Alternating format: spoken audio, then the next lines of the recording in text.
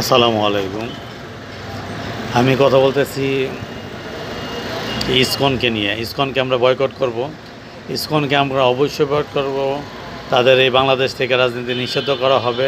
সবাই আমরা জোরালো প্রতিবাদ করব এবং তাদের যেই অস্বীকার করে যে বাংলাদেশ পতাকার উপরে তাদের ইসকনের পতাকা, তারা বিভিন্ন গুপ্ত মিটিং তারা মিছিল করে বিভিন্ন জনগণ নিয়ে বিভিন্ন ছোট নিম্নবিত্ত হিন্দুদের তাদের দলে নিয়ে তাদের হিন্দুদের মধ্যে তাদের মিল নেই। তা অনেক হিন্দুরা আছে ইসকনের নেতাদের বিরুদ্ধে মামলা করছে, হিন্দুদের সম্পদ তারা দখল করতেছে, হিন্দুদের টাকা আত্মসাৎ করতেছে, হিন্দুদের বাড়িঘর ভাঙচুর করতেছে, তারা করে মুসলমানদের নাম দেয়। অনেক হিন্দুরা তাদের ইসকনের নেতাদের উপরে মামলা করছে, তাদের বিরুদ্ধে প্রতিবাদ করতেছে, তাদের মধ্যে ধর্ম নিয়ে দ্বিধাবদ্ধ এবং ইসকন নেতারা ইসকন ছোট ছোট ছেলেদের বলাৎকার করছে, এটা প্রতিবাদ আছে, এইটার বিপক্ষে কাজ করতেছে। গত কয়েকদিন আগে আপনার এই যে আমরা এত মুসলমান থাকা সত্ত্বেও ওপেন দিনে দুপুরে একটা মুসলমান অ্যাডভোকেটকে জবাই করে হত্যা করলো, ইট দিয়ে ছেঁচে বাঁশ দিয়ে বাইরে তারপরে হত্যা করলো। আমরা সংখ্যালঘু না ওরা সংখ্যালঘু, এটা তীব্র প্রতিবাদ জানাই। এখন উচিত তাদের এই হত্যার বিনিময়ে হত্যা করা, কিন্তু আমরা আইন হাতে নিব না, আমরা আইনের ব্যবস্থা নিব। তাদের এই দেশ থেকে নিষিদ্ধ করা হোক, আমরা জোরালো প্রতিবাদ করব। এত মুসলমান থাকা অবস্থায় তারা এত সাহস পায় কেন? তারা এই দেশের ভিতরে অনেক টাকা ইনভেস্ট করতেছে ভারতের যুগ ছাত্রে, কারণ তারা এই দেশটাকে জঙ্গলিবাদী বানাইতে চাইতেছে, এই দেশটাকে যুদ্ধ বিগ্রহ করার জন্য চেষ্টা করতেছে। এই যে পশ্চিমবঙ্গের এই নেতা শুভেন্দু, সে বাংলাদেশকে হুমকি দিছে, ভারত বাংলাদেশকে হুমকি দেয়, এই নেতা বাংলাদেশকে হুমকি দেয়। তারা বলে বাংলাদেশ আইএস, বাংলাদেশ জঙ্গলি, অথচ বাংলাদেশের মুসলমানরা ইসকন দৌড়ে জবা করে আইএস কারা, জঙ্গলি কারা পালে। তীব্র প্রতিবাদ জানাই এই বেদবের ছবিটা প্রচার করবেন এবং এই ভিডিওটা দেখাবেন যে কারা জবাই করে, কারা হত্যা করে। খবর দেখে তারপরে কথা বল। সে বলছে এদেশের সংখ্যালঘুদের ঘরবাড়ি ভাঙচুর করে, লুটপাট করে, চুরি ডাকাতি করে, পূজা মণ্ডপে ভাঙচুর করে, অথচ বিগত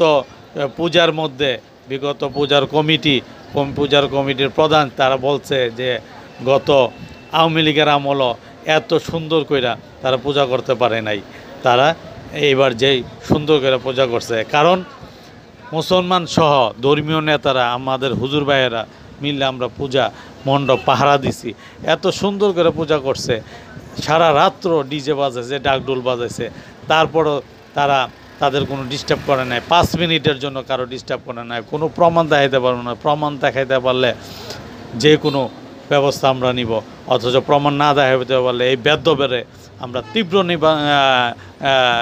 নিন্দা জানাই পশ্চিমবঙ্গের বিজেপি নেতারে এবং ভারতের এই উগ্রপন্থী কথাবার্তাকে।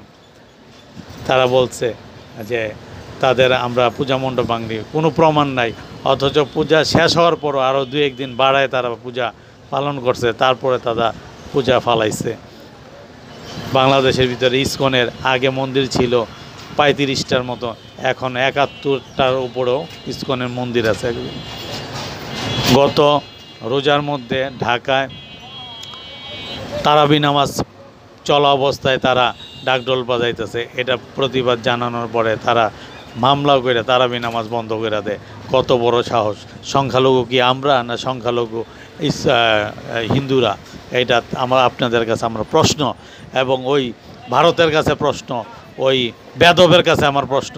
ভালো করে খবর দেখ, এটা প্রচার করবেন, শেয়ার করবেন, বেশি করে শেয়ার করবেন, যেন ওই বেদবে দেখে, ওই ভারত দেখে। তারপরে বাংলাদেশে প্রচুর ধরনের জায়গায় ওরা দুর্নীতি ভাঙচুর করে মুসলমানদের উপরে নাম ফালাইতেছে, অথচ গত রমজানের ভিতরে ভারতের মধ্যে মসজিদের থেকে, উত্তরপ্রদেশে কয়েকদিন আগে মসজিদ থেকে মসজিদকে কেন্দ্র করে মুসলমানদের হত্যা করতেছে, নিরীহ মুসলমানদের, সংখ্যালঘু মুসলমানদের উপর হত্যা করতেছে, মারধর করতেছে। গত রমজানের মধ্যে তারাবি নামাজ চলা অবস্থায় ভারতে মুসলমানদের মসজিদ থেকে বাইরে বার করছে, নিরীহ মুসলমানদের অত্যাচার করতেছে। বাংলাদেশে কি কোনো পূজা মণ্ডপ থেকে, কোনো মন্দির থেকে, কোনো ঠাকুরে, কোনো হিন্দুরে আমরা বাইরেছি? বাংলাদেশের কোনো পুলিশ প্রশাসন, কোনো নেতা বাইরেছে? তাদের কি মারছে? তাদেরকে কি ধর্মীয় অনুষ্ঠান করতে দেয় নাই? অথচ তারা জঙ্গলি পালে, তারাই উগ্রবাদী হিন্দু, উগ্রবাদী ইসকন, উগ্রবাদী ভারত, তারা জঙ্গলি পালে, তারা মুসলমান নিধন করে, তারা জঙ্গলি দেশ, তারা বাংলাদেশকে প্রমাণ করে তারা জঙ্গলি। এটা তীব্র নিন্দা জানাই। এটা সবার কাছে প্রচার করবেন, আপনারাও এটা ভিডিও বানিয়ে প্রচার করবেন। এই ধরনের কথার জন্য তাদের মাপ চাইতে হইব, এই ধরনের কথার জন্য তাদের ভুল স্বীকার করতে হবে। তাদের দেশে মুসলমান নিরীহ মানুষদের মসজিদ থেকে পুলিশ পিটায় বার করে, অথচ বাংলাদেশের সাধারণ মানুষও একটা টোক্কা দিয়া দেখে না। এটা আপনারা অবশ্যই সবাই, শুধু আমার ভিডিও না, আপনারা ভিডিও করে এটা তীব্র নিন্দা করবেন, তীব্র প্রতিবাদ জানাইবেন ভারতের এই কথার জন্য, বাংলাদেশকে ছোট করার জন্য। বাংলাদেশের বর্তমান যারা প্রশাসনের দায়িত্বে আছে, যারা সরকারের দায়িত্বে আছে, তাদের ছোট করার জন্য তীব্র। এবং আমি প্রশাসনের দৃষ্টি আকর্ষণ করি, আপনাদের গোয়েন্দাগিরি আরও বাড়ান।